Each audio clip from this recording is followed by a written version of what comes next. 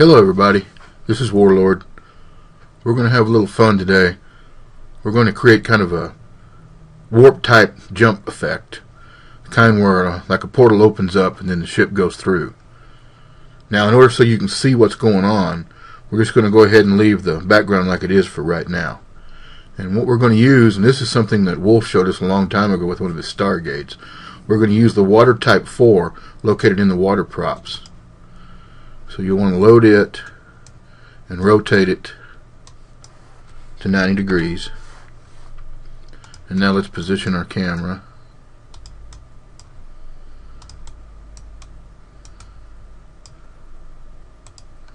And here's what we have.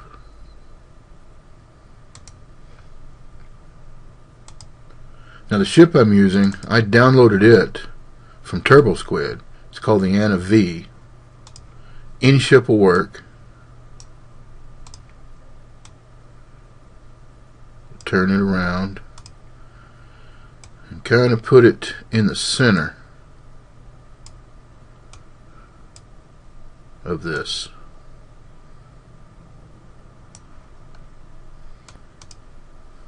Okay, now we have our basic setup. So the first thing we want to work on, of course, will be scaling. So we'll select our water type. Let's lock our axis, go to 0, open the timeline, and let's go ahead and move to about frame 100. Scale it back up to 100. Now let's see what we have. Okay, we've got it opening just fine.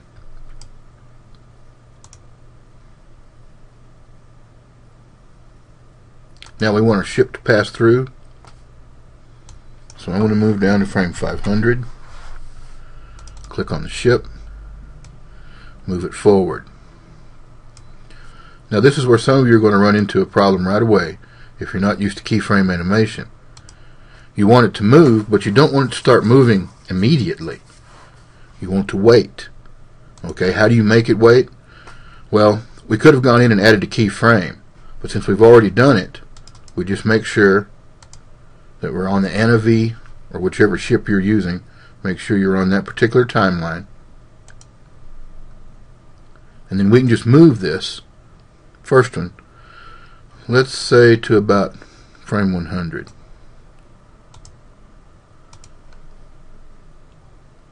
Now it'll start moving. It'll go through it. Everything will be fine. Now let's remove that animation and let's do it like we're supposed to do it. Let's go ahead and move to frame 100 first, and let's add a keyframe. Now when I say like we're supposed to do it, if you just get in this habit, you won't have to go back and correct it later. Then from here we go to frame 500, and now we move it through.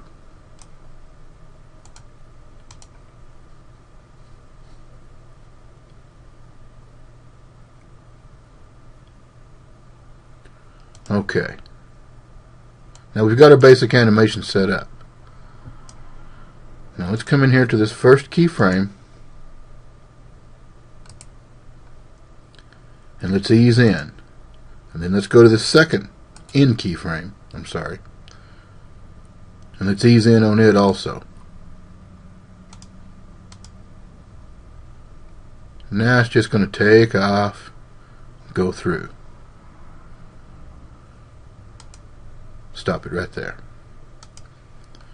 Now what we need to happen is we need this to disappear. An easy way to do this would just be to turn it off. And in most cases, that's probably what will work for us. So we just come in here and we turn it off. It opens up. It goes through. And we're seeing it disappear because of the light background.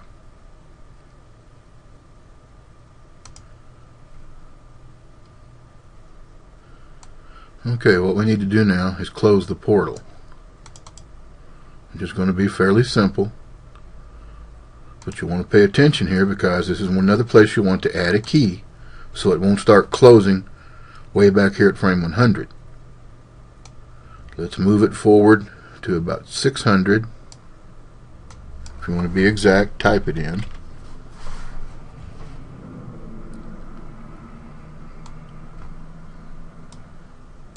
Let me scale it to 0.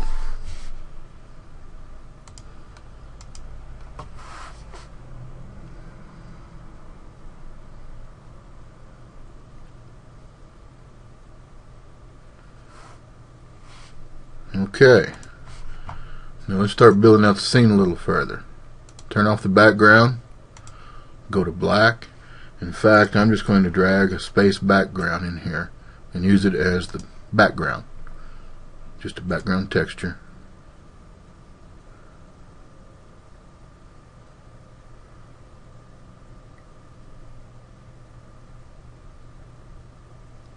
Okay.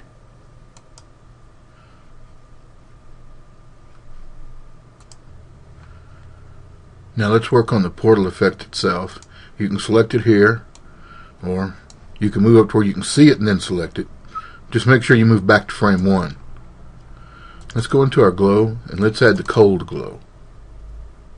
Let's see what that does. Okay. Not bad. Still needs a little more though.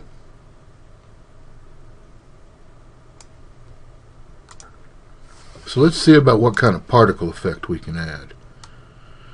I know there's a blue particle effect that might work. There it is, shrink.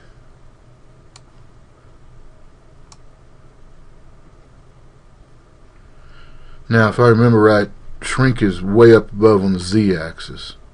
And it is, see, it's way up there. So with it selected, with that shrink effect selected, you come over here to the z-axis under position and make it 0. Okay, now what we need to do is just move it up and over a little. Yeah, no, I kind of like that. That adds to it.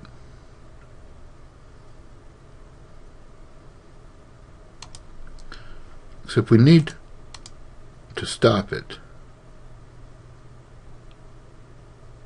so it'll fade out.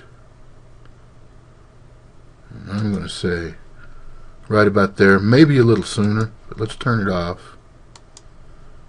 Let's rerun it.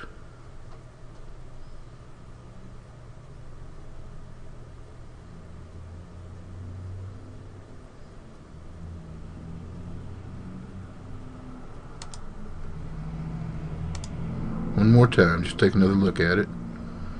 It's a little bright in here, but you can always come in here and play with these colors.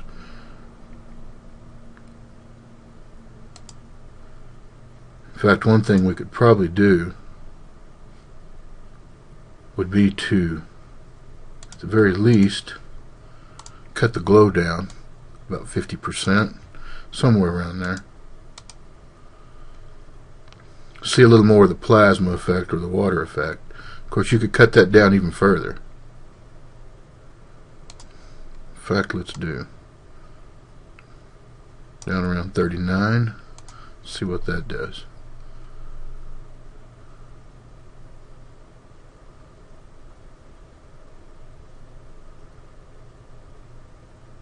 Okay.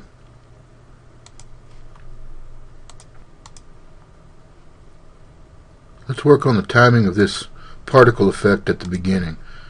Let's go ahead and select the shrink effect, turn it off, and we want it to grow just a little bit before it comes on. We're on about frame 54, somewhere in there. Turn it on. Now let's go back and play it.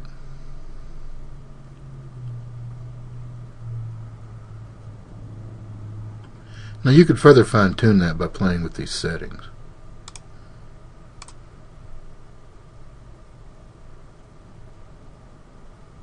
But that is not a bad little effect just right there.